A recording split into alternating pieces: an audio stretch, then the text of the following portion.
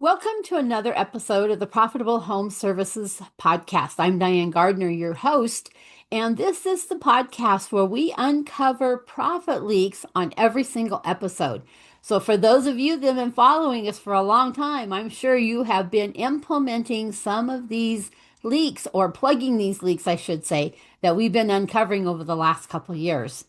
Well, my guest today is Phil Risher from Flash Consulting. And we found out that he and I have a similar love for working or similar passion for working with the home services trade and helping them, all of you guys, become more profitable in your businesses. So with that, welcome, Phil. I'm so glad to have you on our call today. Yeah, thanks so much for having me. I know when we first chatted, we could just talk for hours about home service and profitability, revenue, growing businesses. So I'm excited for the conversation today. Yeah, I always love it when I find a fellow, can I say nerd, who loves to dig into this kind of stuff and analyze and talk about. There's so many ways that we can help plug profit leaks and That's make these right. guys more profitable. They work so hard. I watch them, they're working practically night and day with these businesses to get them successful and stuff. And if we can just plug some profit leaks, they can back off on the hours that they're working and have more family time and have some relaxation time. Like what is that, Yes. And my hope is that they fall back in love with their business again, because Mm, they get to the point where they almost hate their business sometimes. The pressure is so hard. So yes. if we can help them fall back in love with their business and start running what I call a wildly profitable business, because we're firing on all cylinders. Yeah, well, we'll do that today because I've done it in home service businesses, in my home service business as well. So we'll do that today for them. Well, in that case, then I'm going to start out and say, why don't you walk us back to the beginning with your home service business? How did you get started? What gave you the entrepreneurial itch that you have? Some of that stuff. Yeah, so actually coming out of college, I worked at Enterprise Rent-A-Car and I was in their management trainee program. So I was built as an operator to run a local service business. So when I was 25, I was at a branch manager. We had 320 cars, $3 million business, 20 team members, and I was responsible for it. At 25. At 25, yeah. And Wow. I started there as an intern, and then they basically built you up over the next 3 to 4 years. And I was in this role, and I was really good at it. The problem is, I read Rich Dad Poor Dad, and he said the number one skill you can learn is how to sell. And I liked management, but I didn't like the track that Enterprise was going. So I went into their corporate office and started selling to $10 million, $100 million home service business owners fleet management. So they have Okay. fleets of vehicles, and we were helping them manage their fleets better and actually like looking at their numbers, not just throwing money at the mechanics, but actually like being Hmm. strategic about spending money on fleets. I started a blog about personal finance because I'm a big Dave Ramsey guy. So I actually had paid off my student loans. I bought a condo with cash when I was 25. And that blog was my crash course in digital marketing for the next 4 years. I learned how to build Wow. websites, SEO. I actually got featured in Forbes and CNBC and all this cool stuff. And I would go to my meetings with the home service guys and just like, hey, I was just featured in Forbes. What are you guys doing for marketing? And we just talk about stuff. So I actually quit my job at Enterprise and I went to do my blog full time and I bought a school bus and I made a little tiny home and I traveled around the country just making content. And when I came back from that trip, one of my clients was a $3 million air duct cleaning company. And he loved my blog. He loved the bus. He loved my story. And so he was like, hey, could you come and help me? So I went to work at his home service business as director of business development. And my worlds collided. Like my enterprise experience of running a solid local service business that got paid directly off the profit, which is how I got paid at Enterprise, in conjunction with my digital marketing experience of like driving traffic, turning it into leads, and actually nurturing leads and generating revenue. It was like, wow, now you're at this business that's been around for 20 years that's barely getting by. And like it was off to the races. So in the first year, he went from 3 million to 4 million in revenue, but more importantly, 300,000 in profit to 900,000 in profit. That's the important number. So I want you to say that one again, because Exactly. too often they focus on that top line. I'm at three, I'm going to get to 6 million, but it doesn't matter if you don't have anything No, left over. no. So he went 3 million in revenue to 4 million in revenue, 300,000 and 900,000 in profit. The next year he went to 5 million in revenue and 1.3 million in profit. And his EBITDA was 1.3. He sold to private equity for 8x multiple at that. Wow.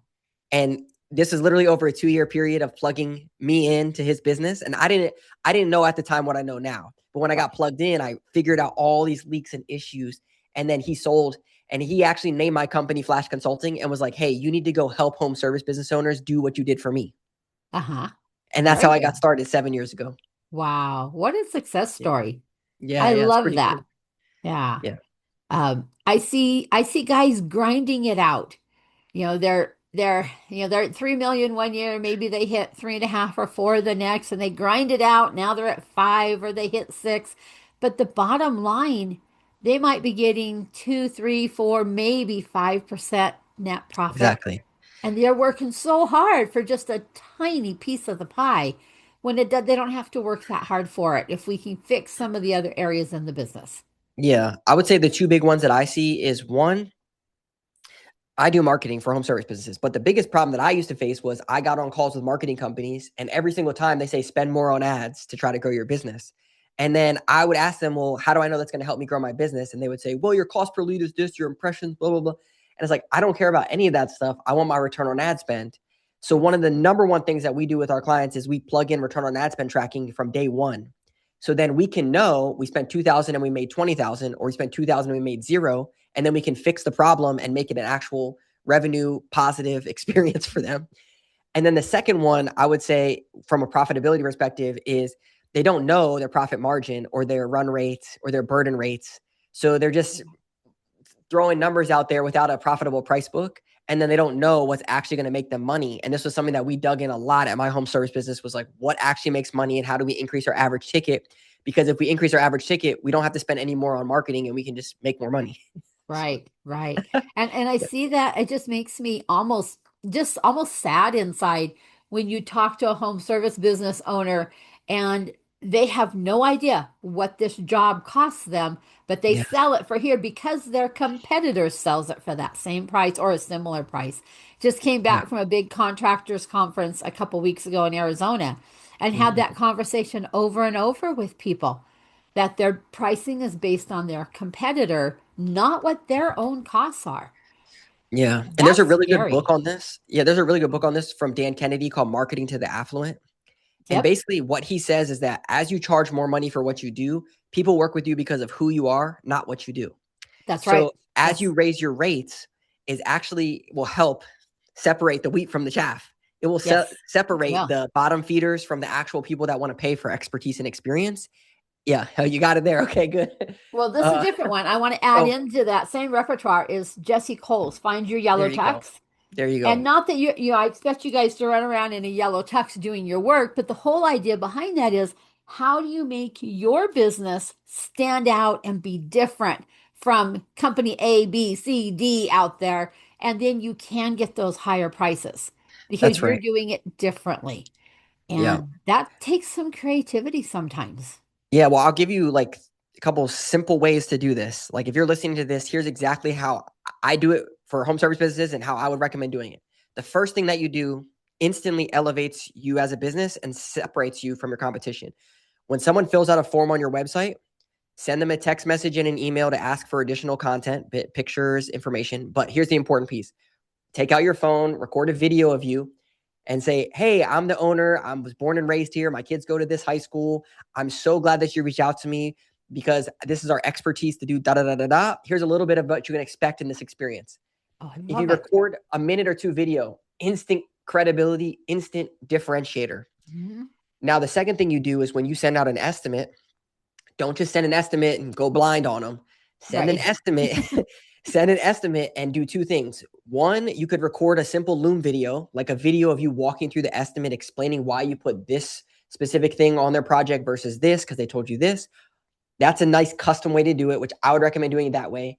But if you can't do a custom video for every single estimate, just again, record a quick video here of, hey, you just got the estimate from us. Here's our top 3 questions that we get on every estimate. The down payment is this. Here's what you do when you sign it. You're going to get this in the next 24 hours. Instant credibility, instant differentiator.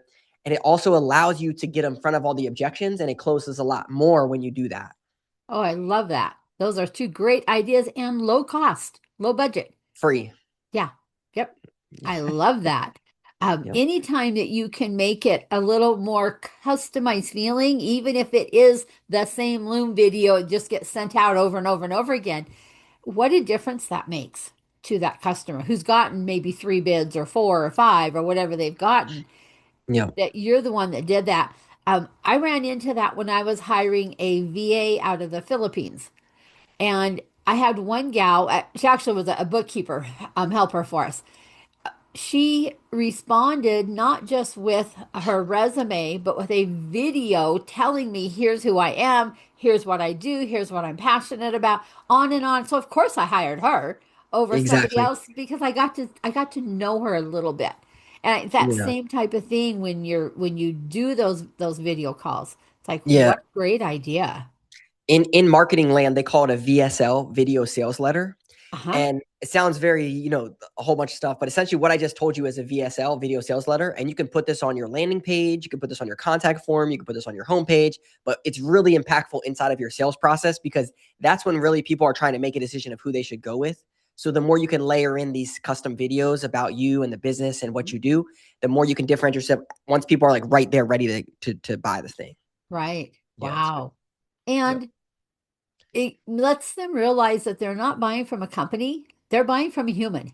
Exactly. And in That's why I like today's, putting the personal thing like, oh, I'm from here. yeah, My kids go to this school. So we're not going to screw you over because you might see me in the Giant down the street or something, right. like make a joke about that. We're not some private equity back guys in some ivory tower in Silicon Valley. Like I'm right here. Yeah. I'm your local, I'm on the, especially if you're maybe if you volunteer out in the community, I'm part of the local chamber, I'm, on such and such a board or whatever. And Exactly. you bring that human element into it. Because I think people crave that in today's world of everything is electronic. Exactly. Give them Yeah. that human I agree. touch. I Yeah. agree. One of the biggest leaks that we saw at my home service business when I started there was so I walked in, we have 4 customer service representatives, and on their desk, they had stacks of paper. And I said, what is going on? We need to be more organized. And the papers were every time a lead came in, they would print it off of Outlook and put it on their desk and they would call them. And when they didn't answer, they would put a check mark next to it. And so they had stacks of papers. And as a marketing person and as a profitable coach, right? It's like we just spent $100 probably for that lead. And then we call them and they don't answer and poof, it's gone forever. Right. Or they get on the phone with us and they say, how much does it cost? And you give them the price and they say, cool, I'll call you back. Poof, it's gone forever. This is probably the number one leak point that we see in most home service businesses is that they don't have a good intake process for leads. So they don't know that their bucket is leaking. And so they were willing to spend more money to get more water to come in, but they're going into a leaky bucket. Right. And so the first thing is a lead nurture sequence. Second thing is an estimate nurture sequence, which we talked a little bit more about that, but that's a big one. And then the third one is building your average ticket. So that way you're not just doing $200 service calls, but you're actually selling $2,000 install Right. jobs. And we could break down like what that looks like more tactically, but those are some of the big leak points that we see inside of the sales process. Let's talk about your estimate lead nurture because that's not one that I think most guys are doing.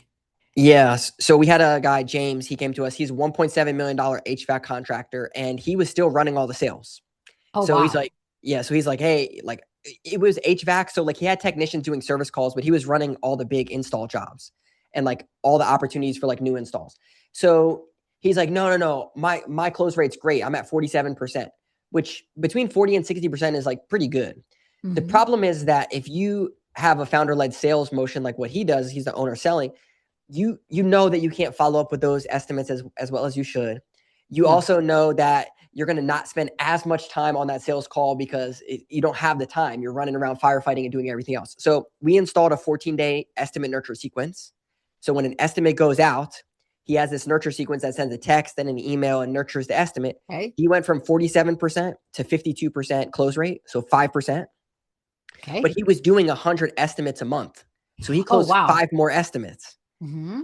And his average ticket was $7,000. Okay. Yeah. So now we're really cooking. That's $35,000 a month that we saved him by just installing a Wow. nurture sequence on top of what he was doing.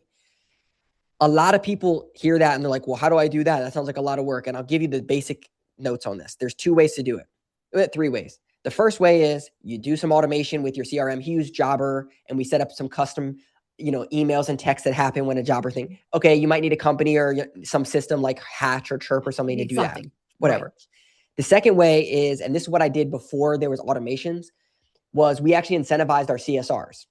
So the CSR, customer service reps, They were answering phones, but they were also very nice and pleasant on the calls. So what we did was we said, hey, if you call and follow up on our estimates, if you close an estimate, we're going to give you $100.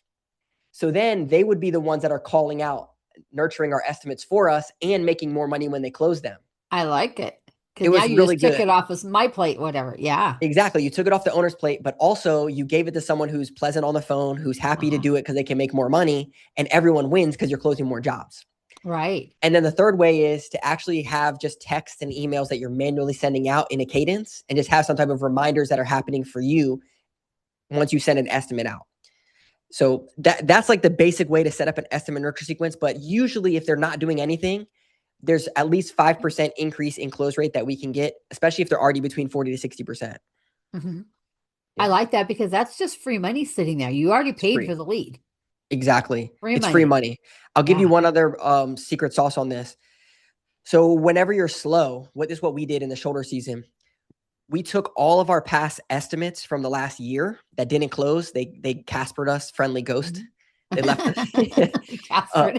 yeah, we took all those people, and over those 2 months, we blasted them because we already know that they had a need, and Mhm. for whatever reason, it didn't work out. And then by blasted them, we sent out an email with a promo offer. We called them to see if they were able to get it done. We texted them that we're going to be in their area next week and do they want to get this project done? Because to your point, it's so bottom of the funnel, like they could sign up tomorrow and we don't have to Right. manufacture any more leads or anything else. And they've already said that they need this thing. Maybe it wasn't the right time, but now we can put an offer or promo in front of them to get them to move whenever we need jobs on the books like today. And that word tends to work fairly successfully. Yeah. So like we did this for an electrical contractor in Raleigh and he had nothing on the books. We ran that exact play and he was booked for the next 2 weeks and he had 4 routes. So Very good. it works great Yes. because most people, here's another profit leak. Most people, when they think about marketing, they just think about new customers coming into their funnel. Mhm. When majority of the opportunity, when we talk to these guys, when you ask them, how do you get most of your customers? They say referrals and word of mouth. Then, or past customers, then you say, well, how do you make sure that you keep getting more of those? And they have no system for it. None. Nope. It just magically happens. Well, what if you actually had a referral system that was built into your business? Right. So, for example, what we do is we take all of the past prospects and customers in your database and send out one monthly email based off of the seasonality of your business. So, come up with the content calendar. So, like in spring, if you're HVAC, we might say schedule a spring inspection. In fall, we might say schedule your fall inspection. But basically, every single month has a calendar topic that's designated for it that you're going to be sending out emails for. This has helped you stay top of mind and also bring people that already know, like, and trust you back into your Mhm. funnel, which cuts down on your cost to get new customers coming in. Right. I was working with an HVAC business in Southern California a couple of years ago, and Yeah. he took that and he put that idea on steroids. He had his team carry a wide variety of batteries, and so when it was time to go do those tune-up spring and fall, it became time to change the batteries. Let us come change the batteries in your Mm, smoke detector, in your remote control, all these things. And he said it gave a perfect reason for a full walkthrough in the house. yeah. Anything they So good. saw, they noted it because now they had relationships built with landscapers, with roofers, with gutters, with siding, with electricians. They had all these relationships built, and then they got a percentage back for referring these Exactly. other jobs out. And so it became a very big piece of their business where these Yeah. spring and fall, let us come change your batteries. And he Yeah. said So it was good. amazing how people love the idea that someone's going to come in twice a year and change all my batteries for me. Yeah. I love that. Definitely the referral partnerships. This is another hidden thing. When I was working with marketing companies, they say spend more on ads, and that's how you're going to grow your business. Of course, it's very annoying. So one of the biggest things that we did at my home service business was we built partnerships like what you're referring to. And the Mhm. beauty of it is instead of praying to the Google gods that they're magically going to send you leads or giving money to Meta for leads, what if you actually gave that money to your local community and partners when they sent you a warm lead? Right. Or warm Yes. customer. So what we did duct cleaning. So we had about 150 HVAC contractors. And anytime that they would send us a customer, we'd give them $100. So then we knew our customer acquisition cost was $100. We just make sure that Right. it's profitable. And then we just go get more HVAC contractors to send us customers. It was a win-win all around. All around, you bet. And here's the beautiful thing. We didn't have to spend a dime on ads because we didn't have to throw money out there and pretend that we're just going to magically get it back. We only paid when they send us a warm person who's usually going to close like 80% of the time. Right. So we Wow. have this. So I took that whole system and we built out what's called the partner pipeline builder, where we help clients do that now. And it helps cut down on just spend more on ads to grow your business. There's a whole $1 million, $2 million unlock if you actually run a partner pipeline system in your Yes. business. Yes. Yeah. And I think that's something that is overlooked constantly. They get tunnel vision. Well, I do electrical, I do roofing, I do what that landscape, whatever, and they stay in their own lane and they don't have the antenna up to. I walk into this house and I'm an electrician, but boy, that roof doesn't look very good up there. They're not going to make it another year if we have a big windstorm or whatever. I have my roofing buddy I can send over here, and just little things like that that you can be aware of and get these referral fees coming back and forth. Yeah. The problem is, and Diane, you probably know this, is like I was out on a job site and I hand someone my business card and I'm like, I'm never going to hear from this person. Maybe No, they sent something, but it's a business card transaction. right. So what you want to do is you actually want to have a system that you take people and bring them into. So what we did was, this was literally part of my job. I would go out to an HVAC contractor and I would say, hey, we have this partner system where when you send us customers, we give you money. And what I'd love to do is come in on a Tuesday morning with your technicians and bring donuts. And I can talk about the partner system. So on Tuesday morning, I'd bring in donuts and I would have a bunch of little business cards with QR codes. And we had a separate landing page that said our ductcleaningcompany.com/contractor. So Uh-huh. all these technicians had to do was scan the QR code and submit the customer's information, and we would take it from there. And then when they actually closed, we would send them money to say thank you. So I kid you not. You go into these things and bring donuts, and then you tell every single technician, hey, you can make $100 on every single job that you do today. They're going to be like, what? Sign me up. I can make 400 extra dollars today. That's all I had to say to them. And then they were basically gung ho about this system about making $100 on every single job. It was gangbusters. It was literally just like candy to a baby. So I think there's a lot of opportunity. The problem is that people want to do what I just said, but they don't have a system that they can roll out. Right. And so I would recommend like build out that system first. And one other really big piece whenever I talk about this, the book behind me is called Story Brand or Building a Story Brand. Uh-huh. Yep. Don Miller. Yep. Yeah. Basically, you are not the hero in this. We all want to get more customers from this, but that doesn't make you the hero that you're going to come in and save the day for these businesses and do the roof job or whatever. Your technician or their technician is the hero, and you're the guide that has a system, which is your partner system. Mm-hmm. So what is the problem that they're facing? They want to make more money on every single job that they do. They want to make their customers more happy by giving them a recommendation to another local business. And now you're providing the system for them to do both of those things. It's a different way of thinking about this than just like, I want more jobs for my business. It's about how can I serve the technicians at this company to help them make more money and also provide great service. And then that goes into something that Mike Michalowicz preaches back on this way, my Yeah. profit first book back there. He has this whole thing about serve selling. You Yep. serve first and then you sell. And That's right. anytime you serve first, then you end up selling a lot more than you would just by Absolutely. purely out there selling. Yeah. What we found with the technicians was when they would recommend us first. So they would go and do their diagnostic and then say, hey, by the way, have you had your ducts cleaned before? I was just taking a look here. No, I haven't. Oh, okay. Well, there's a local company, I can send over your information. They might give you a call, to see if you might want to get your ducts cleaned, whatever. But I think you probably think about doing it. It was naturally like, oh, wow, they're not selling me their stuff. They're giving me another local company to try to recommend. It was like so diffusing the situation of them trying to upsell you or do this stuff. Right. Yeah. It's a really good way to look at it. Yeah. I love that. And I'm hoping that you guys are taking notes. He's dropping these profit bombs just right and Yeah. left on us today. Keep going, Phil. I'm loving it. Yeah, for sure. I'll give you one other big profit bomb that a lot of people miss. So whenever we talk about, I mentioned about the retargeting your past prospects and customers with emails, and people might hear that and say, yeah, we do that, but it doesn't really make us any money or it's just branding. We hear that one a lot. That's fine. You might look at this as more of a farming strategy. I send out some emails, maybe people call me back, and then that happens. But we have this 2-step revenue email sequence that we do, and this is where you actually make money from this. So the first thing is you send out an email. Let's say it's like $500 off a new generator or schedule your spring inspection or something that you want that's very specific. Then anyone that opens that email, you can do two things. You can call them. You don't want to be creepy, but you want to say, hey, Diane, not sure if you saw or not, but we just opened spring inspection season and we're going to be in your area next week. Do you want to get on the schedule? You know that they opened the email. So now you pair it with a call. Don't be creepy. Okay. Pair it with a call. Or you send a second email to all the people that opened it. And in the subject line, you put in your area. And then you say, hey, Diane, I'm going to be in your area next week doing an estimate for a generator. Want to see if you want me to stop by and give you a generator estimate. You know that they opened your email, so they saw the promo. Now you're calling them to action with the next step. We had an electrician. He was in Southern California. And basically what we did was we sent out the $500 off a generator.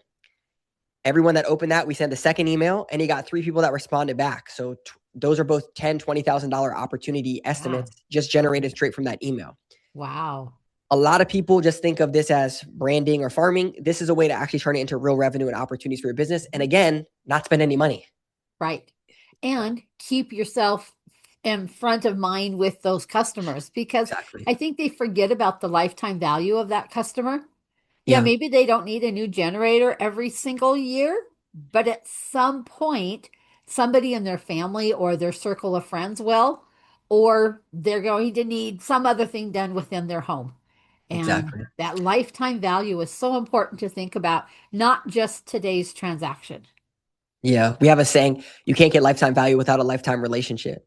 Oh, I like that. Yeah. A lot of people just think, oh, well, they'll call us when they need us. The problem is that they hired you to change the light fixture in their bathroom. They don't know that you do generators. They don't know No, that you do EV chargers when they get a new electric vehicle. And that's why you need to be educating them and building the relationship with them. So that way you can capture the lifetime value and not just say they'll call us when you need us, because they're not going to call you. They're going to call someone else. that's right. Yes. Or Yeah, they can't remember your name. You did a good job for them, but they exactly. can't remember your name because you've never reached back out to them. I've had Yeah. that happen a few times. Somebody will do something for me in my here at my office or whatever, and you need to call them again. And I'm frantically going through my QuickBooks vendor list. Who Yeah, was that? What, who, when did we, and it's like, I give up. I don't have time for this. And you just call somebody else. Had they exactly. kept in contact with you? Do Exactly. you remember their name? Yeah. Yeah. So we had a guy, HVAC business. He was like 2.5 million. He had 6,000 people in his database and never emailed them once. Oh my goodness. Yeah. So Wow. we sent out one email every single month. We didn't even do the two-step thing. We just sent out one email every single month. And in the first year, he generated $263,000 just from sending out 12 emails. Emails. It's like, dude, just stay top of mind and tell people Yes. about the stuff that you do. And they're going to come back and use you or refer you for things. But it's Right. a lot of times we just focus on spend more ads, get new customers coming in, hopefully, without looking at all the other stuff. Right. Yeah. There's just so much lost profit just kind of laying on the floor. We just got to go pick it up. Yeah, Yeah. yeah, exactly. Yeah. And there are strategies, higher end strategies that we can do, but let's do these easier ones first. Oh yeah, the marketing And piece. My biggest qualm is we talk to a marketing company. They say spend more on ads and do some black magic voodoo SEO, and you're going to magically grow your business to whatever millions of dollars. And we all know that we've been burned by this. And there are good marketing companies out there, but there's two other big pieces. There's good data for return on ad spend and reporting, and then there's automations to fill the infrastructure cracks. And then you pair that with good marketing with good data, and you're actually going to grow. A lot of times we just hear the promise of these people saying all this stuff, and it's very frustrating for business owners. well, and they tell you how many clicks, and they have these beautiful reports that they Yeah, give you, and they look so amazing. And you're like, wow, look at all the clicks I got. But clicks don't pay the bills. exactly. I'll give you another one that happens a lot in marketing. Is most agencies will show you vanity metrics like your website visitors are going up or your website Yes. traffic is going up. And the business owner would be like, oh, well, that's great. My marketing must be working. Right. And what you want to ask them for is, is that website traffic actually in my local area? Because you could be getting traffic in California and you're in Florida and it doesn't matter at all. Who cares? Right. Yeah. Doesn't matter. The other thing is what's called CRO, conversion rate optimization, which is just because you got 1,000 people to your website, if none of them turn into a lead, who cares? Right. So what you want to do is track. Our goal is to get 10% conversion rate. So if you get 100 people to your website, you should be getting 10 leads from that. And we track this every single month because just because you got these vanity metrics, who cares? It's about getting the leads and then ultimately good leads into actual sales inside of the business. Yeah. So important. And I think a lot of this goes back to they don't understand the numbers Yeah. and excuse me, they look at those numbers as being hard. I Yeah. don't know where, I don't understand them. I don't know how they get calculated. I don't know what they mean, but I'm embarrassed to say I don't know what they mean. And so we just keep doing what we've always done instead of Yeah. digging in, learning and understanding the numbers, and then having ammunition you can work with. Yeah. We actually call this chocolate broccoli. It's basically when someone comes to work with us, we don't actually like tell them that we're going to do this, but we know that for it to work, we have to do this. And we have to track four numbers. And we call it chocolate broccoli because it's like we got to make it do it and taste good, but it's like here's the broccoli stuff that you probably don't like. So there's only four numbers that actually scale a home service business from a revenue perspective. It's booking rate. So you got 10 leads and you book 7 jobs. That's a 70% booking rate. Close rate, which is you send out 100 estimates and you close 50 of them, 50% close rate. Average ticket, which is $1,000, and you could get that to $1,200 or $1,300. And then the last one is customer acquisition cost. I spent $1,000 and I got this many customers. Those four numbers, you can skew them up and down. And that is literally how you can hit a certain revenue number inside of your business. If you get 10 leads and you only book two, that's 20% booking rate. Not good. So you need to focus on your booking rate. And how do you do that? You fix those things. Those four numbers came from this book right here, Home Service Millionaire from Tommy Mello. Uh-huh. That's how he built a $250 million home service business, was just off those four numbers. And to your point, Diane, it can be confusing in how you do this and who's going to pull this data. And that's exactly like Yeah. why I started doing that in my home service business for my clients, because I know that they either don't do it or don't know how to do it or don't have the time to do it. But it's the chocolate broccoli that's actually going to grow their business, aside from all the other marketing or random things that we could do.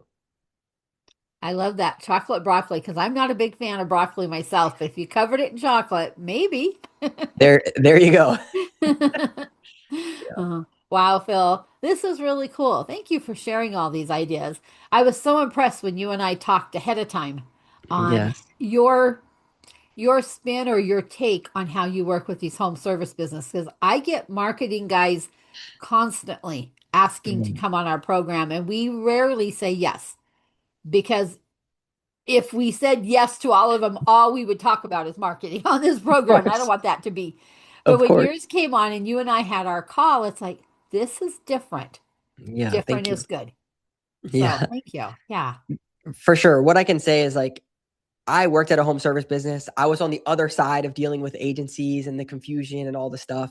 And even when I do podcasts, webinars, whatever, I don't like to just talk about, oh, run this certain ad campaigns or whatever, all the boring stuff. It's like there's so much, like what you said, low hanging fruit, just clean up your stuff that you could do on your own or, work with a company. But either way, it's like simple things that you could set up to actually grow your business that doesn't have to do with just spend more on ads or do some black magic SEO. Right.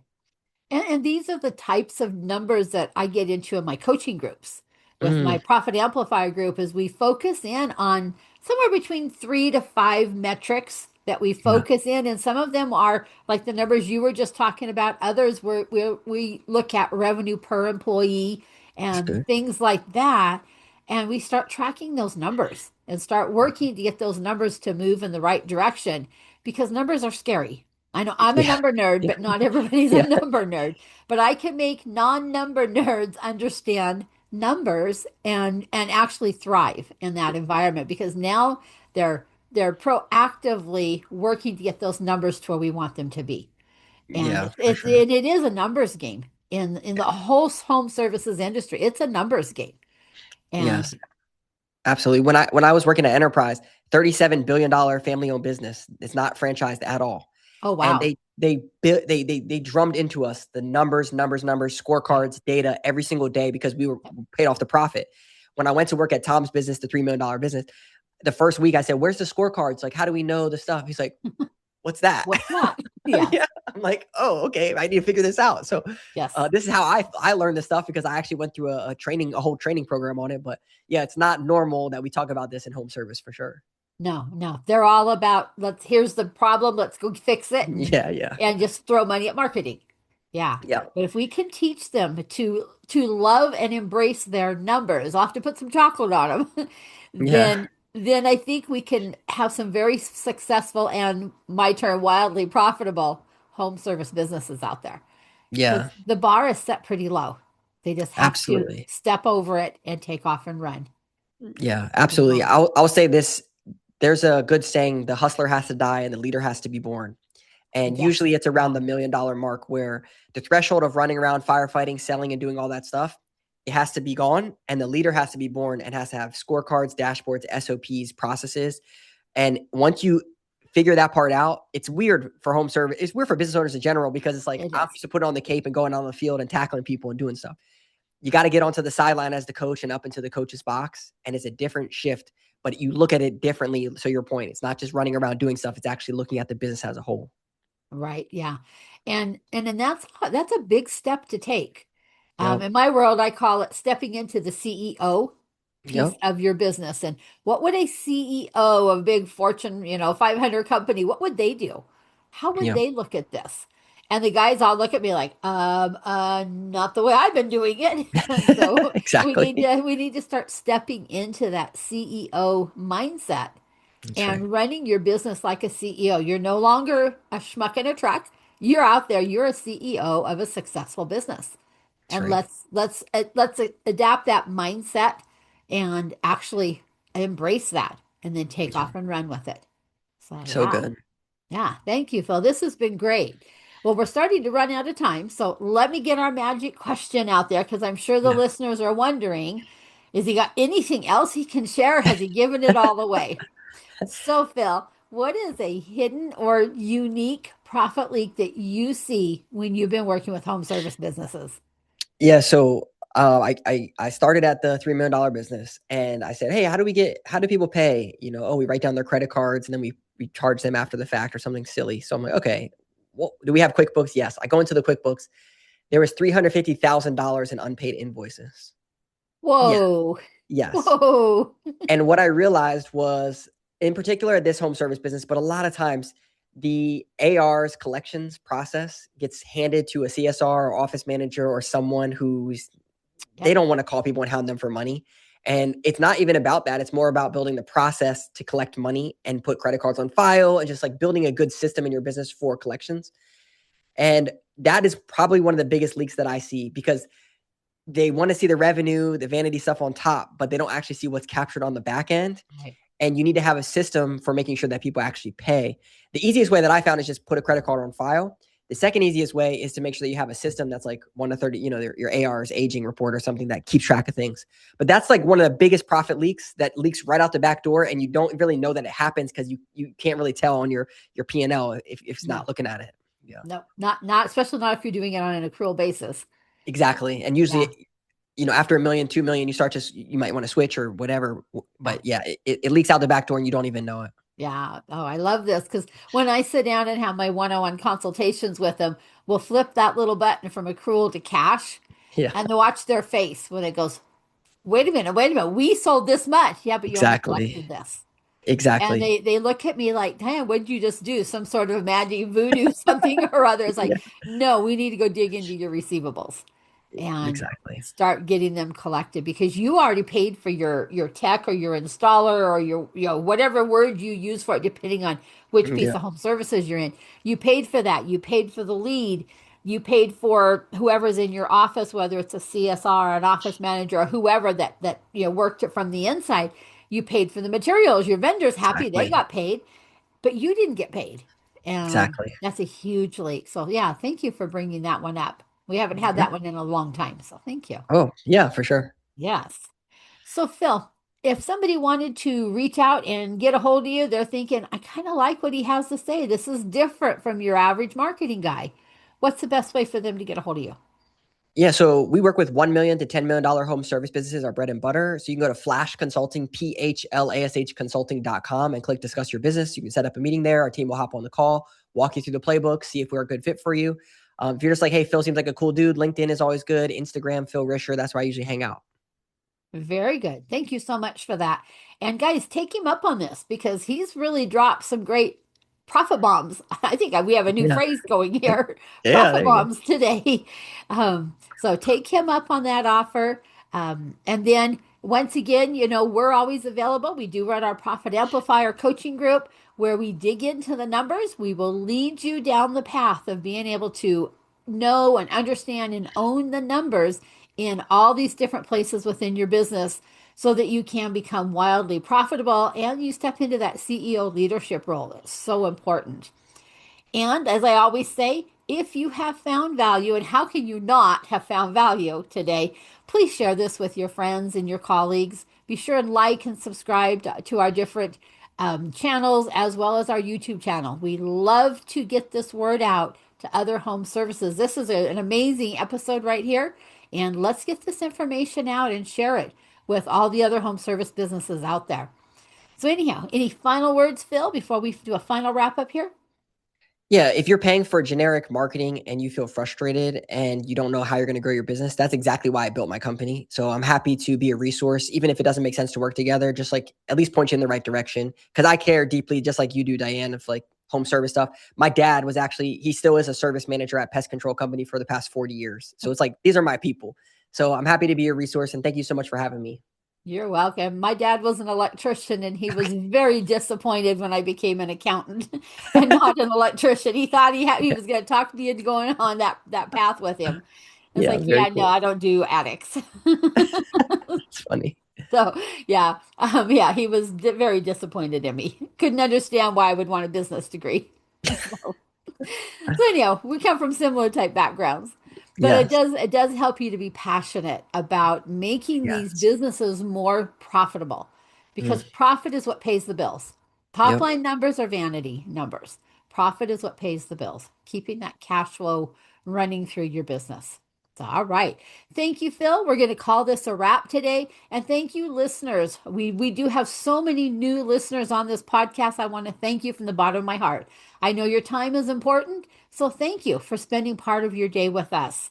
And with that, we're going to call this a wrap and we'll catch you on the next episode. Bye for now.